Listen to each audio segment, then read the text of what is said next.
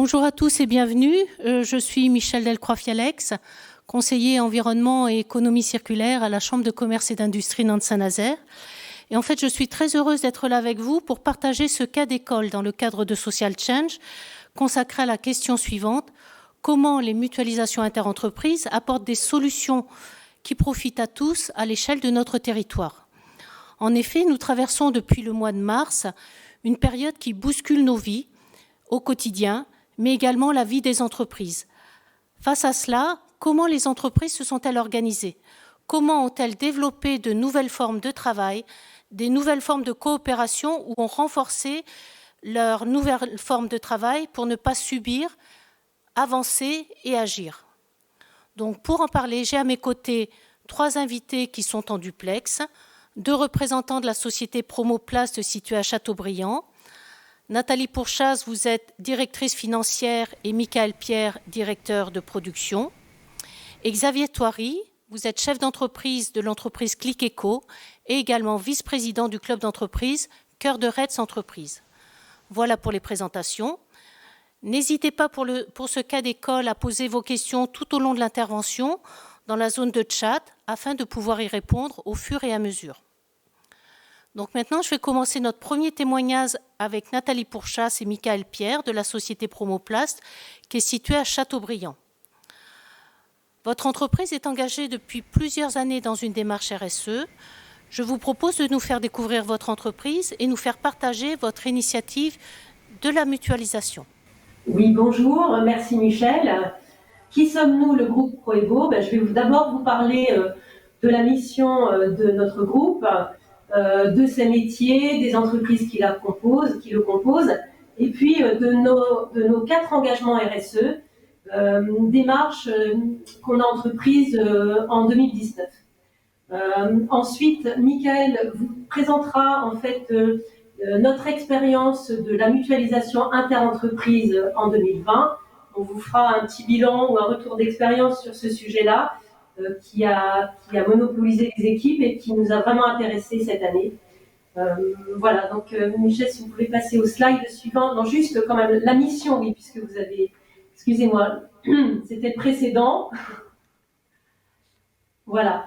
La mission de Proebo est en fait une marque chapeau qui a été mise en place cette année autour de laquelle nous nous retrouvons dans les différentes sociétés du groupe Proebo et qui a pour mission la défense du commerce de proximité, des pharmaciens et des entreprises de proximité. Partant du constat que ce sont des acteurs essentiels à la fois de la santé mais aussi du lien social dans nos territoires, eh bien, on a mis ces commerces et entreprises ou pharmaciens au cœur de notre projet d'entreprise ou de groupe. Et nous leur proposons des solutions personnalisées de communication et d'équipement. Notre objectif, c'est en fait de leur permettre de développer leur activité au travers des différentes solutions que nous leur proposons. Voilà pour la mission que nous nous sommes fixée. Slide suivant si c'était possible. Proebo regroupe en fait le savoir-faire de 4 sociétés qui sont chacune spécialisées sur leur marché. La plus connue, on va dire modestement, localement en tous les cas, avec une forte notoriété chez les pharmaciens, c'est Promoplast, qui existe ici à Châteaubriand depuis 1973. C'est une société qui fabrique et qui commercialise des supports de communication pour la clientèle des pharmaciens essentiellement et un petit peu des commerces de bouche.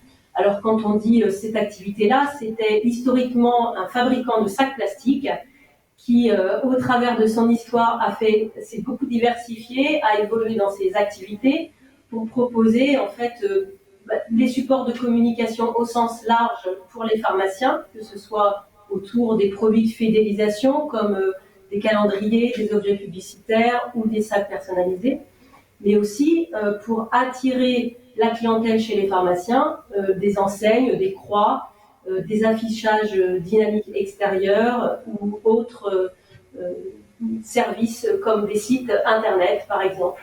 et site marchand, site vitrine ou site marchand. Ça, c'est l'activité de Promoplace, donc très orientée, on le voit bien, pharmacie. Markeo, c'est une autre des sociétés du groupe, plus récemment dans notre groupe. Donc, Markeo est situé dans le Pas-de-Calais, à Thilloy-les-Mauplaines exactement, et elle fabrique pour une cible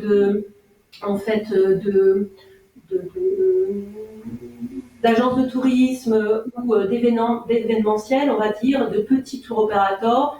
Elle fabrique tout ce qui est porte-étiquette ou carnet de voyage. Voilà pour l'activité de Markeo. Et elle fabrique aussi une partie des activités qui sont les étui-cartes Gore d'ordonnance pour la société Promoplace. Deux autres entités du groupe qui sont sous cette marque chapeau de Proebo, c'est Lesmayou et Aubert, deux entreprises qui sont historiquement implantées sur le mine de Rungis et qui commercialisent du petit équipement, du matériel et du petit emballage, de l'emballage, pour des clientèles qui sont pour Lesmayou, les fromagers, et puis chez Aubert, les traiteurs, charcutiers traiteurs, traiteurs de réception, essentiellement. Donc, nous sommes fabricants français RSE de solutions personnalisées de communication et d'équipement. Voilà le grand métier et le fil rouge et ce qui est transversal à l'ensemble de ces 4 entités qui composent aujourd'hui Proebo. Slide suivant peut-être. Donc je vous le disais, nous sommes engagés dans une démarche RSE depuis 2016. En 2019, nous avons eu la certification ISO 26000 niveau probant, donc c'est bien, et on a encore des axes de progrès. 4 engagements qui marquent 4 engagements RSE pour notre entreprise et notre groupe. D'abord, d'être à l'écoute de nos clients, en mettant à leur disposition nos savoir-faire pour répondre au mieux à leurs besoins et pour leur permettre le développement de leurs activités au travers de solutions de communication, comme je disais tout à l'heure. Donc, pas mal d'innovations produits, un rayonnement national avec 45 commerciaux sur le terrain. Ça, c'est le premier pilier, on va dire, de notre engagement RSE. Le second, c'est l'environnement, avec un axe de développement important sur ce sujet-là. Plusieurs sujets aussi, on va dire, qui sont induits. Nous sommes certifiés Imprime Vert, donc nous utilisons essentiellement tout ce qui est imprimé dans nos ateliers des encres à l'eau et limitons au maximum les encres à solvant dans l'utilisation qui en est faite. On utilise aussi des matières ou recyclées ou recyclables. Par exemple, les sacs plastiques sont faits avec des plastiques recyclés. L'objectif, c'est d'améliorer sans cesse, je dirais, l'éco-conception de nos produits, avec d'ailleurs cette année la mise en place d'un score d'éco-conception pour toutes les innovations produits et pouvoir promouvoir l'éco-conception à tous les étages et se poser à chaque fois qu'on lance un nouveau produit la question de son bien fondé pour l'environnement. Voilà sur cette partie-là. Je pense que j'ai à peu près présenté cet axe d'environnement. C'était le deuxième axe d'engagement RSE de notre groupe Proebo. Le troisième, si vous voulez bien passer au slide suivant. Le troisième, c'est le fabriqué français. Si on peut passer à la suite, voilà. Donc, être un acteur du Made in France avec en fait plusieurs choses. D'abord, nous fabriquons et nous revendiquons le fabriqué français avec nos 2 sites de production, à Châteaubriand et à Thilloy-les-Mauplaines. Nous avons, comme je disais tout à l'heure, un rayonnement national avec 45 commerciaux qui rayonnent sur la France entière, voire même les DOM également. On investit régulièrement et on intensifie nos investissements pour permettre le développement de l'emploi local. C'est vraiment sous ces aspects-là que nous sommes résolument acteurs du Made in France et que nous l'estampillons d'ailleurs sur nos produits désormais. Le quatrième engagement, et non des moindres, c'est nos collaborateurs. Alors, bien sûr, partant du postulat qu'il n'y a pas de performance économique sans bien-être des salariés à leur travail. Des salariés motivés, c'est de la performance pour tout le monde. Donc, on a engagé un certain nombre de plans d'action sur ce sujet, notamment au travers du baromètre social que nous lançons tous les 2-3 ans, qui nous sert en termes de matière en fait pour définir des plans d'action. On a aussi des audits de postes et d'ergonomie à certains postes de travail qui nous permettent aussi d'être dans l'amélioratif et donc de promouvoir le bien-être, puisqu'on sait aussi que des salariés, nous on a une ancienneté quand même assez conséquente dans l'entreprise, l'âge moyen est de 46 ou 47 ans, donc il faut aussi œuvrer pour éviter les problèmes de poste de travail, d'ergonomie et donc de TLS par exemple. Donc c'est les deux grands chapeaux de cette action sur ce quatrième engagement que sont nos collaborateurs. On a eu également à mettre en place, notamment au moment où il y a eu la fameuse loi de transition énergétique sur les sacs plastiques et toutes ses conséquences sur nos activités. Nous avions pas mal de stress dans nos ateliers et dans nos bureaux, enfin dans l'entreprise au sens large. On a mis en place une démarche de prévention des risques psychosociaux grâce à la démarche de l'ARAT qui nous avait été proposée. Et on a pu améliorer les choses, unité de travail par unité de travail, dans une démarche qu'on a partagée d'ailleurs avec d'autres entreprises sur le bassin d'emploi. C'était un des aspects importants de cette démarche RSE sur l'entreprise. Avant de penser qualité de vie au travail, on a bien sûr œuvré sur la prévention des RPS. Voilà nos 4 engagements présentés en matière de RSE.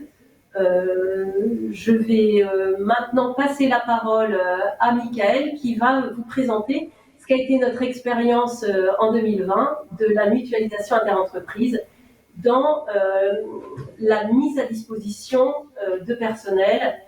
Je te laisse la parole, Michael, si tu veux bien. Très bien, bonjour. Donc, je suis donc Michael Pierre, le directeur de production du groupe. Nous avons été, comme toutes les entreprises de France, confrontés au premier confinement avec un arrêt brusque de nos productions. Nous avons décidé, nous, en interne, d'arrêter tout ce qui est fabrication des produits non essentiels. Et compte tenu du fait que les pharmacies restaient ouvertes, nous avons continué à produire des sacs pour qu'ils puissent vendre leurs produits.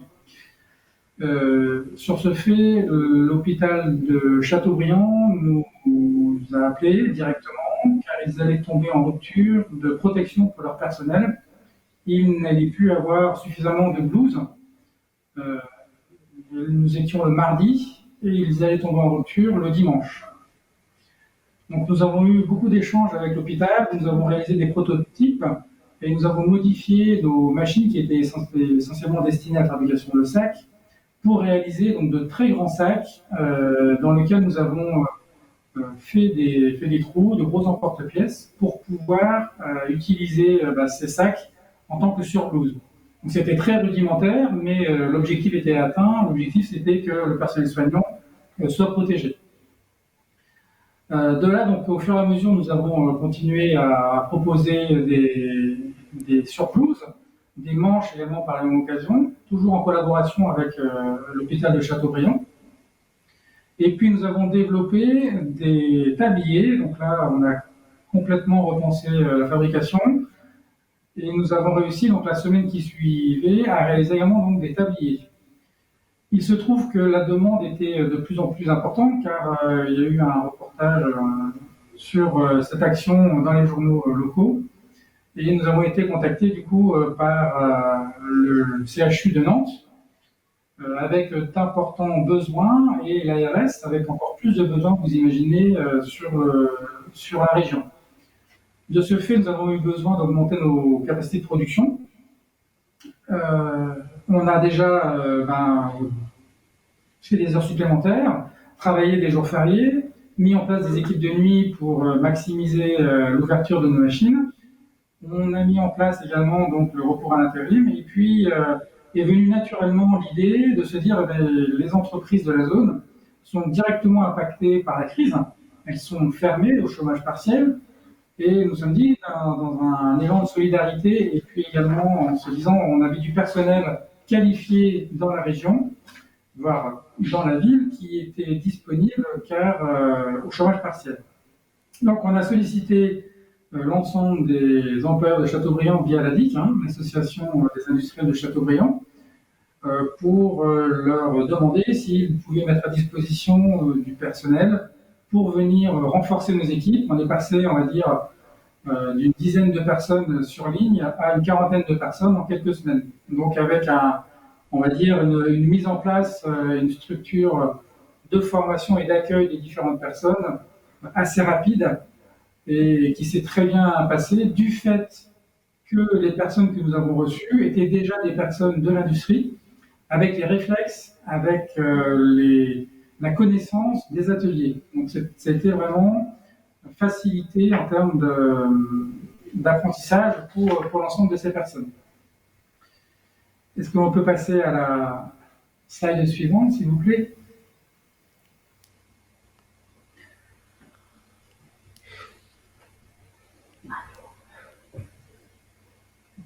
Merci.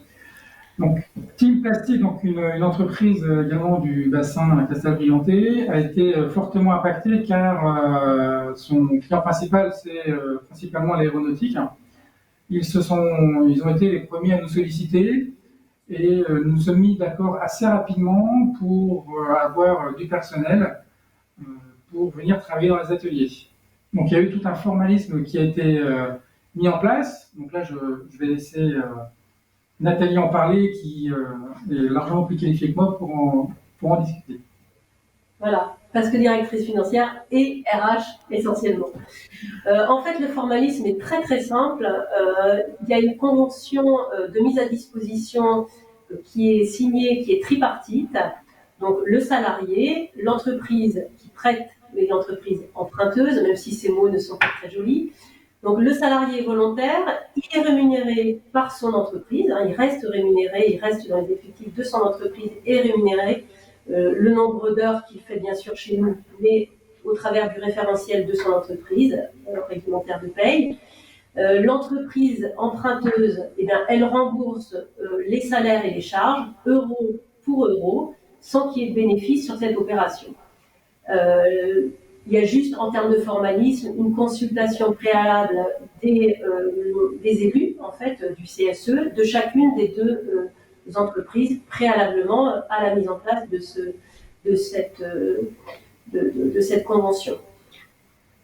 Voilà, il n'y a pas d'autre forme que celle-ci, donc très simple à mettre en musique, on va dire. Sur le retour d'expérience, puisque nous avançons là dans la présentation de ce que vous avez vécu au cours des 8 derniers mois, en termes de retour d'expérience puisqu'on arrive à la fin, est-ce que vous pouvez nous en dire plus en termes de retour d'expérience pour votre entreprise finalement après cette période-là, qu'est-ce que ça vous a apporté? Qu'est-ce que vous pouvez nous en dire plus?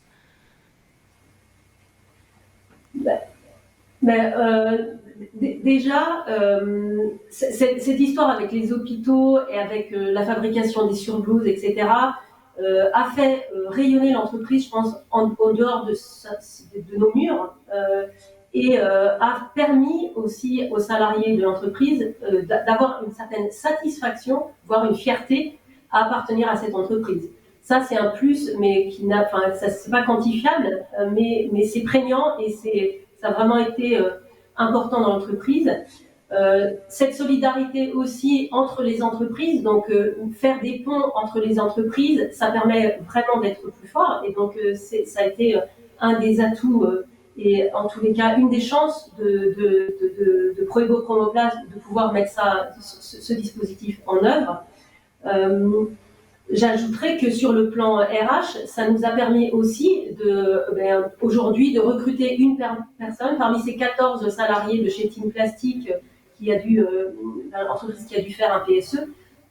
Ensuite, nous avions identifié une personne qui aujourd'hui va entrer en CDI dans notre entreprise, et je dirais que là-dessus, c'est vraiment gagnant-gagnant. On a permis de développer l'employabilité de ces salariés, et en même temps, on a permis aussi à ce salarié de trouver son futur emploi. On a eu du personnel qui était très rapidement opérationnel, très rapidement formé, qui s'est intégré très très rapidement. Et ce procédé est ultra flexible. Avec on ne peut pas se tromper en fait quand on prend quelqu'un. Si jamais on fait un contrat qui est très long, on a des délais de préavis qui sont très très courts, qui nous permettent de revenir rapidement en arrière. Et c'est toute cette flexibilité également qui était intéressante dans le contexte, parce que ça rassure également les deux parties en disant mais si jamais j'ai besoin de la personne, est-ce que je vais vite la récupérer? Oui, on peut vite la récupérer. Et nous également, si on n'a plus besoin de la personne parce que l'activité décroît, très rapidement, on peut stopper le contrat. Donc c'est une flexibilité liée à du personnel qui était qualifié très rapidement, qu'on a réussi à intégrer par des formations, on va dire, en binôme, très très rapidement. Donc c'est vraiment un retour d'expérience très très satisfaisant, avec le retour également de ces personnes qui nous a permis de progresser dans les ateliers pour échanger nos différentes expériences. Et donc c'est très très enrichissant. Merci beaucoup pour votre témoignage. Nous allons maintenant du côté de Sainte-Pazanne, où le club d'entreprise Cœur de Retz Entreprise fédère et anime des chefs d'entreprise. Nous accueillons maintenant Xavier Thoiry. Vous êtes à la tête de l'entreprise Click Eco. Est-ce que vous pouvez nous dire ce qui vous motive à vous engager sur le territoire ? Bonjour à tous, Xavier Thoiry, société Click Eco. Je suis le gérant donc de la société Click Eco, basée au sud de Nantes. Notre activité, c'est aider les entreprises à gérer les déchets dangereux en petite quantité. On est une petite structure de 3 personnes et on agit sur le territoire de la Loire-Atlantique, de l'Ille-et-Vilaine et des départements limitrophes sur le côté est. Notre métier, c'est effectivement d'organiser le tri des déchets dangereux en petite quantité dans les entreprises, d'apporter des solutions de tri pour des entreprises qui produisent des déchets dangereux et qui n'ont pas forcément des gros volumes, et donc très peu de prestataires intéressés à elles. Donc on organise le tri à la source, le tri des déchets à la source, et on organise aussi le transport, la collecte et le traitement avec toute la traçabilité. Donc non seulement on aide les entreprises dans la gestion de leurs déchets, mais à travers ce geste que les entreprises font à confier leurs déchets à Click Eco, ça permet aux entreprises de valoriser leur démarche auprès de leurs donneurs d'ordre, de leurs clients, et puis pouvoir répondre à des appels d'offres avec ce volet traitement des déchets qui est une vraie source de valorisation pour l'entreprise. Voilà. Alors, vous êtes investi depuis plusieurs années dans l'association Cœur de Retz Entreprise. Est-ce que vous pouvez nous présenter cette association et également les actions que vous menez et sur lesquelles vous êtes fortement engagé avec eux ?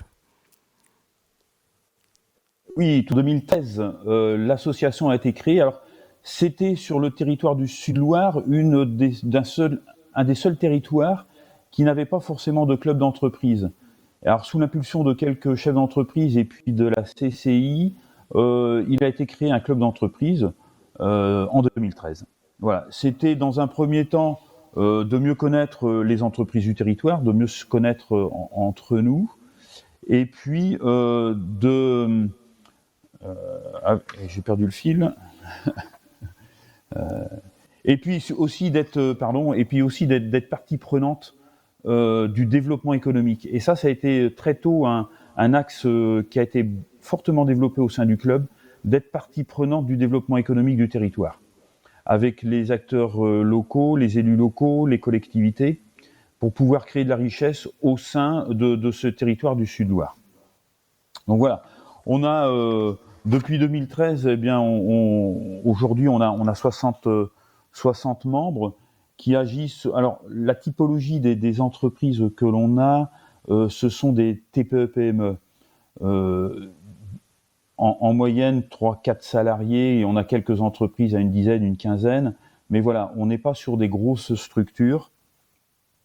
Et l'objectif de l'association, c'est vraiment de rompre l'isolement du chef d'entreprise dans ces structures, et dans beaucoup de structures, effectivement, les clubs d'entreprise sont là pour permettre aux chefs d'entreprise, aux gérants et à quelques dirigeants aussi de pouvoir sortir de leur cadre et puis de rompre l'isolement. Et on a depuis quelques années intensifié la relation avec les collectivités locales, les institutionnels, pour créer vraiment une dynamique et avoir à trois en tripartite, les élus, les institutionnels et puis les clubs d'entreprise, avoir vraiment être moteur, être partie prenante, alors pas des décisions, mais au moins des avis, et puis de comprendre un petit peu, que chacun comprenne le fonctionnement de chacun. Ça a été vraiment... et aujourd'hui, on en voit les fruits, puisque les élus... il y a un vrai échange, c'est un échange qui est simple, et on organise régulièrement dans les zones d'entreprise, par exemple, des comités de site qui permettent, avec les entreprises qui sont membres de l'association ou non, eh bien de faire le point sur l'évolution des zones artisanales, des zones industrielles. Et puis on a nourri ce club avec beaucoup d'animations qui permettent à chacun de pouvoir s'y retrouver, d'avoir des temps bien particuliers, soit en matinale, avec des temps de formation où on fait intervenir des personnes extérieures, des experts, soit dans le sujet bancaire, soit dans la fiscalité, soit dans l'emploi, des institutionnels comme des professionnels d'entreprise. Voilà. Et puis, comme tout club d'entreprise, c'est aussi une vie de rencontres extérieures au travail, avec des soirées de fin d'année, des déjeuners table ouverte réguliers qui sont faits chaque mois. Et puis la rencontre avec les élus, où on invite les élus sur tous les sites des zones industrielles ou zones artisanales de notre territoire, à parler des problématiques de cette zone-là, que les acteurs soient membres du club d'entreprise ou non. On invite vraiment toutes les entreprises à participer à ces comités de site, en lien avec la communauté d'agglo, Pornic, Agglo Pays de Retz. Et puis aujourd'hui aussi, pour mieux connaître les entreprises du territoire, on propose de faire visiter des entreprises emblématiques du territoire, qu'elles soient de taille importante ou des petites structures, avec toutes leurs spécificités. Ça permet de créer du réseau, de créer le tissu d'entreprise pour mieux se connaître. Voilà. Et c'est à partir de là qu'on arrive à générer des connaissances, mieux connaître son territoire.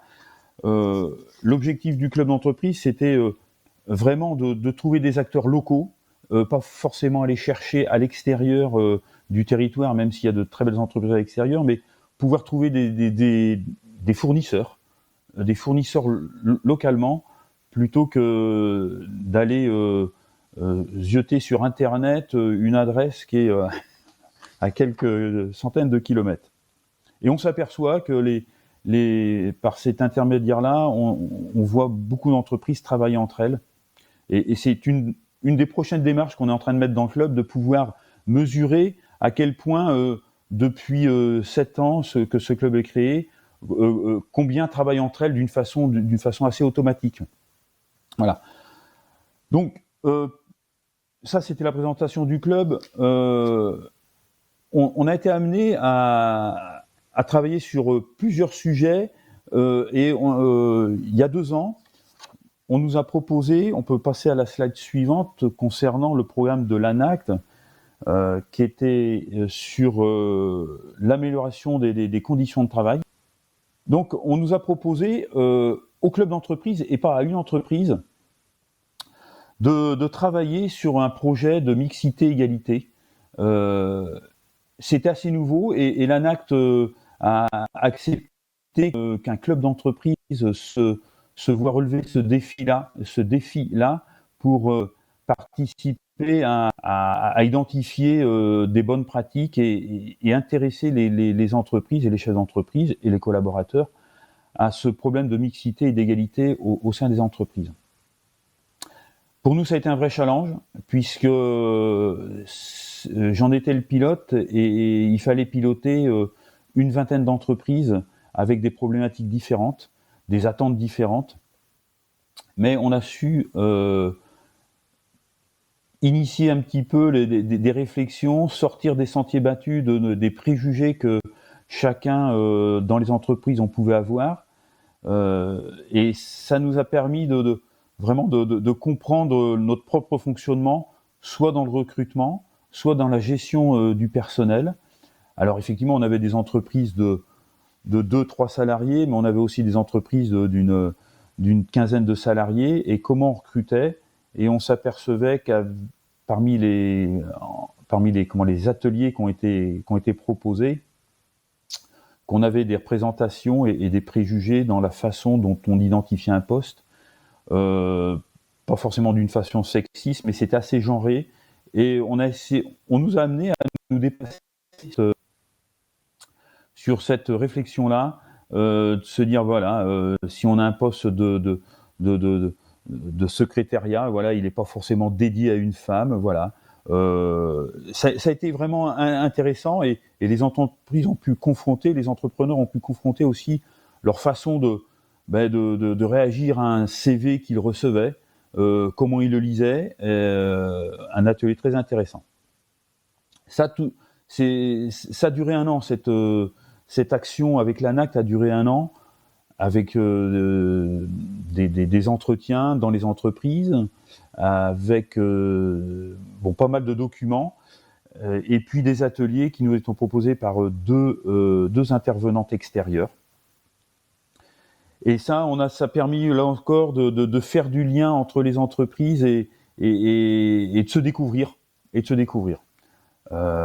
On était fiers de cette. Moi, je vais vous dire personnellement, j'étais fier de cette action, puisque dans la restitution qu'on en a fait, on a pu aussi inclure et le présenter aux élus du territoire. Ils ont perçu la richesse d'un club d'entreprise. Qui allait au-delà de simplement de sa problématique de rentabilité ou qui était propre à son activité, et de permettre aux élus de voir que les entreprises aussi s'intéressaient, et c'était assez transverse. Donc on était fiers de cette proposition de l'ANACT, et on a été le seul club d'entreprise à être dans ce projet proposé par l'ANACT. Voilà. On peut passer à la slide suivante, où on revient sur notre club d'entreprise proprement dit, et le club d'entreprise lié à la crise, pratiquement la crise qu'on vient de vivre ou qu'on vit depuis février 2020. Elle a été, on en a tiré de bons enseignements, même si début mars ça a été assez violent, et on a été pris un peu de panique, nous au bureau du club d'entreprise, quand on s'est dit comment les membres du club réagissent, et on a voulu prendre un petit peu des nouvelles. La première initiative qu'on a faite, qui était la plus simple, qui était lancée par beaucoup de personnes, ça a été les visios. On a fait une simple visio hebdomadaire, qui était un échange assez simple sur les problématiques du moment. À travers cette visio, on a décelé quelques difficultés dans des entreprises. Alors, je vous le rappelle, on est dans des entreprises, notre panel d'entreprises, c'est des personnes, hein, c'est des SARL unipersonnels, c'est des auto-entrepreneurs. Donc, ils se trouvaient un petit peu démunis. Et l'animation de cette visio hebdomadaire a redonné un petit peu, a recréé du lien. Notre souci, c'était vraiment de garder du lien pendant cette première période de mars-avril où les visites étaient peu recommandées. Voilà, on a pendant ces visios-là, on a pu certains ont eu l'idée de se dire, écoutez, ça serait bien pour mieux se connaître de créer des petites vidéos. Donc à l'initiative de quelques membres, il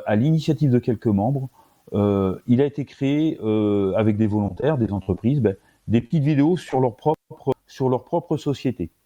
Tout était fait en visio, personne ne s'est déplacé, chacun a fait sa petite vidéo et quelques membres du club ont pu les monter et les mettre sur YouTube.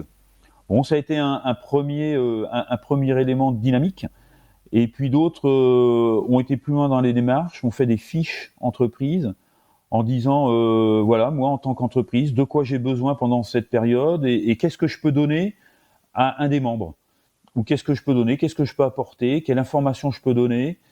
Et chacun a pu créer sa propre fiche et on a pu se les partager. Donc voilà, ça a été le premier élément qui nous a permis de vraiment déceler les difficultés et peut-être les réussites aussi de certains. Donc on a trouvé un équilibre et voilà, on a vraiment gardé, et beaucoup de chefs d'entreprise ont gardé le moral. Et il y a eu une vraie activité pendant toute cette période où beaucoup d'activités étaient en berne. On a poursuivi ces visios hebdomadaires. Et puis le bureau s'est réuni et j'ai même proposé au bureau de pouvoir éclater un petit peu cette organisation-là et de la laisser par la création de commissions, laisser aux membres du club s'approprier des sujets qu'ils voulaient traiter. Et aujourd'hui, on est en train de construire à travers le club des commissions qui permettent à chacun de s'investir un peu plus dans le club. C'est une grande réussite. Enfin, moi, j'en suis fier puisque sur les 60 membres, on a fait un petit sondage pendant la période de mai-juin. On a eu 40 réponses sur le sondage et 20 dans le sondage, 20 personnes voulaient participer à la vie du club. Alors qu'avant, on était dans ce bureau une toute petite dizaine. Donc là aussi, c'est une grande fierté de voir par cette période-là, on a pu générer de la dynamique, créer de l'envie de faire des choses aussi pour les autres.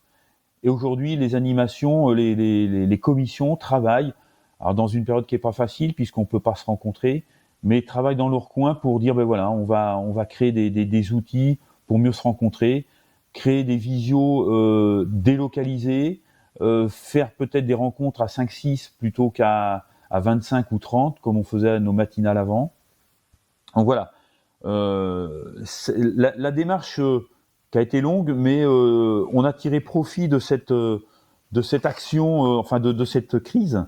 On a tiré profit et aujourd'hui, voilà, on a toujours des réunions de bureau qui sont quelquefois en visio, quelquefois en présentiel, tout en respectant les gestes barrières. Mais voilà, on a une dynamique sur cette animation du club. Et ça, c'est très intéressant. On peut passer, et peut-être pour finir, pour illustrer plus précisément aussi les actions qu'on peut mener et ce qui peut amener les entreprises à travailler un peu plus en collaboratif. il y a 2 ans, on a aussi organisé une collecte de déchets électroniques. Alors, cette opération qui a été aussi pilotée par la CCI, qui nous met à disposition de la ressource humaine pour organiser, planifier, contacter les entreprises qui auraient des déchets électroniques, à pouvoir les collecter sur une seule journée.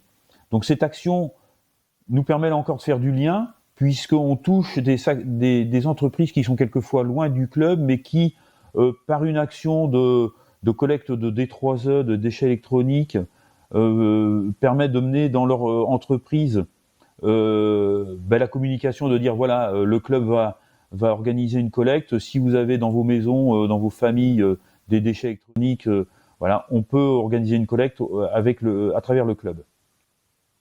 Bon, ça permet là aussi d'avoir une action qui se passe sur un mois avec une préparation de différents membres, et puis le jour de la collecte, un vrai collectif qui s'organise pour passer un temps agréable et puis faire du lien. Cette action, elle est simple à mettre en œuvre, et pour preuve, on l'a refaite il y a maintenant une semaine, le 4 décembre, c'était vendredi dernier. Et on a réussi à collecter plus d'1 tonne de déchets électroniques. Et c'est des actions qui sont simples à mettre en œuvre. Et ça génère, pour avoir des retours de quelques entreprises, ça génère aussi un esprit collaboratif dans l'entreprise. C'est un sujet qui est facile à mettre en œuvre. On a tous des déchets électroniques. Et on réfléchit au sein du club à savoir comment on pourrait s'approprier d'autres sujets de mutualisation sur les entreprises du club. Comme cette entreprise de mutualisation de déchets électroniques est très simple à mettre en œuvre, on se dit que les entreprises connaissent la démarche et sont prêtes peut-être à aller sur d'autres sujets. Mutualisation des énergies dans les entreprises, mutualisation des espaces de stockage aussi, mutualisation des ressources humaines, de matériel, prêt de matériel, voilà. Et on pense que c'est par l'intermédiaire de ces collectes de déchets électroniques qui sont très simples, comme je répète, mais très simples à mettre en œuvre, de pouvoir se projeter sur d'autres sujets avec moins d'appréhension, et puis avec une équipe qui est déjà constituée autour de ces sujets de mutualisation. Donc ça permet vraiment de pas s'enfermer, d'avoir un avenir sur la vie du club autour de ces sujets-là. Donc voilà. Merci beaucoup pour ce témoignage. Et donc, nous voyons bien que économie circulaire et RSE sont des mots qui, lorsqu'on les met ensemble avec un collectif d'entreprises ou avec des dirigeants engagés sur les territoires, apportent des très belles solutions qui profitent à tous. Et pour le mot de la fin, si vous aviez un conseil à donner aux chefs d'entreprise qui nous écoutent, qu'est-ce que vous leur diriez ? Oui, eh bien, que déployer sa démarche RSE, s'engager sur son territoire, c'est un moyen de tisser des liens avec les acteurs locaux, que ce soit les associations, la CCI, on a parlé de l'ADIC pour nous localement, les entreprises et leurs dirigeants. Et ça permet de s'appuyer sur la force en fait du collectif pour progresser mutuellement en fait et être plus fort, tout simplement. Merci. Et pour Cœur de Retz Entreprise ? Eh bien oui, le conseil, je ne sais pas, mais c'est vraiment lorsqu'on a un besoin particulier dans notre entreprise, déjà de l'exprimer et de pouvoir le partager autour de soi. Alors dans un club d'entreprise, ça peut être très bien. Et puis aller chercher ou demander à avoir des interlocuteurs locaux qui pourraient répondre à vos besoins, aussi bien que ça soit un fournisseur ou que ça soit la chambre de commerce, mais dans notre démarche développement d'entreprise, c'est de trouver des fournisseurs qui sont en proximité et pour créer de la richesse localement.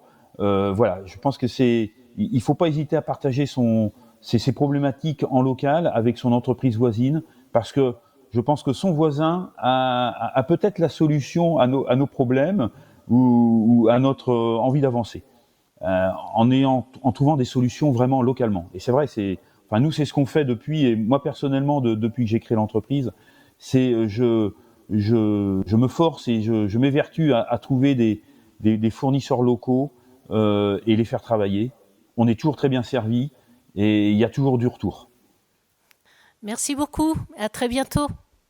Nous arrivons maintenant à la fin de ce temps d'échange, de ce cas d'école de Social Change qui était dédié au témoignage sur les mutualisations interentreprises, l'économie circulaire et la RSE.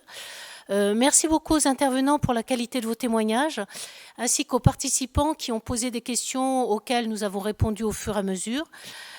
Nous vous remercions de votre attention et nous vous disons à très bientôt.